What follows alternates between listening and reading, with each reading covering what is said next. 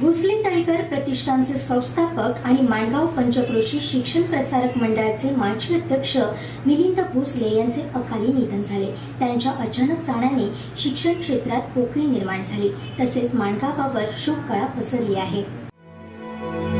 माणगाव येथील रहिवासी असणारे मिलिंद भोसले यांनी आपल्या जीवनाची 20 वर्ष शिक्षण क्षेत्रात घालवली। यामध्ये त्यांनी विविध मुलांना घडवण्याचं मोलाचं काम केलं। राणी पार्वती देवी ज्युनियर कॉलेजमध्ये ते प्राध्यापक म्हणून कार्यरत होते। भोसले तळीकर प्रतिष्ठानची त्यांनी स्थापना केली।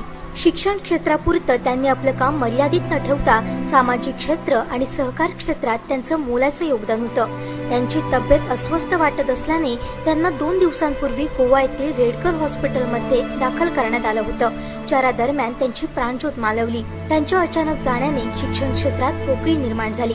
विद्यार्थी वर्गासोबतच माणगाव परिसर देखील शोकाकुल झालाय।